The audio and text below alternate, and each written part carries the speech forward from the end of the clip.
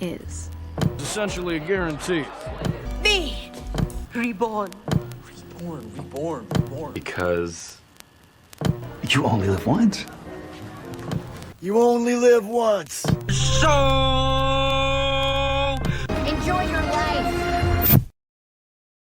They say you only live once, but that's not true. You live twice. The first time is when you're born. The second is when you realize you only live once. That second life doesn't begin with candles or celebrations. It starts in silence, in a late-night stare at the ceiling. In that sigh you let out when the paycheck hits. But you still feel broke, not in your wallet, but in your soul. It begins when the applause fades, and you're left alone with the question, who am I living for? Because for a long time, maybe your whole life, you thought survival was living.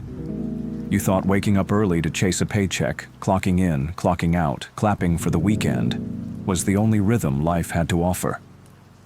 You thought being responsible meant being miserable. You wore your stress like a badge of honor. You traded your dreams for benefits, traded your spark for security, smiled through jobs that drained you, nodded at bosses who never knew your name, laughed at jokes that weren't funny, and cried in bathrooms so no one would ask what was wrong. Because the world told you it's better to be safe than free, better to be stable than fulfilled, better to be accepted than authentic. But there's a moment, a tiny fracture in the foundation. Maybe it's a loss, maybe it's a breakdown, maybe it's a simple day in traffic when the weight of everything hits you all at once. And suddenly, you realize you've been alive, but you haven't been living. You've been existing inside a life you didn't choose, a script you didn't write. You've been holding your breath, waiting for the weekend, waiting for approval, waiting for retirement to finally be happy. And in that moment, your second life begins. It begins when you realize that happiness is not a luxury. It's a responsibility. That chasing your dreams isn't reckless. Denying them is. That failing while doing something you love is more sacred than succeeding at something that kills you inside. You stop asking, what will they think? And start asking, what do I think of myself? You stop living for Instagram, for job titles, for the highlight reel, and start living for quiet mornings, for belly laughs, for moments that make your chest ache with gratitude. And when people say, you've changed, you smile, because change is the point. Growth is the goal. Comfort zones are coffins in disguise. You start doing things that scare you, because fear isn't a stop sign, it's a compass. You realize freedom isn't the absence of responsibility. It's the presence of choice, of saying yes to yourself, of saying no without guilt. And when you fall, and you will fall, you learn to stand up with grace. Not because the world is watching, but because you are. Because you now understand.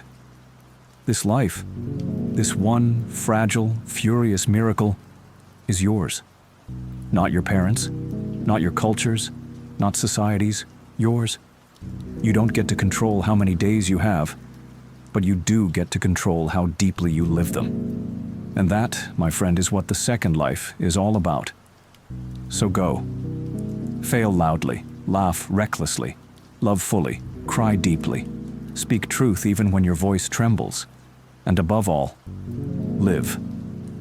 Because the second life doesn't last forever either. And when you truly begin to live, not just breathe, not just function, not just survive, you begin to see the world differently. Colors get louder, silence becomes sacred, even pain feels worth it. You stop running from discomfort, because you realize comfort never made you grow. Comfort kept you asleep. Comfort built cages and called them careers. Comfort made you forget that life is not meant to be managed. It's meant to be felt. So now, you feel everything. You feel the joy of waking up without dread. You feel the fear of chasing something uncertain but real. You feel the sting of outgrowing people you love, and the fire of discovering people who love the real you in return. You learn that not everyone will clap for your second life. Some people will miss the version of you who kept quiet, who played small, who sacrificed their spirit for peace. But you're not angry. You're not bitter. You just finally understand. You can't be everything for everyone and still be anything for yourself. You stop waiting for signs. You become the sign. You stop asking for permission. You give yourself permission. And now even failure feels divine. Because every failure that's yours, truly yours, is holy. It means you tried. It means you lived. It means you stepped into your one and only life with your eyes wide open and your heart unguarded. You're not invincible, but you're awake. You're not fearless, but you're brave. You're not perfect, but you're real.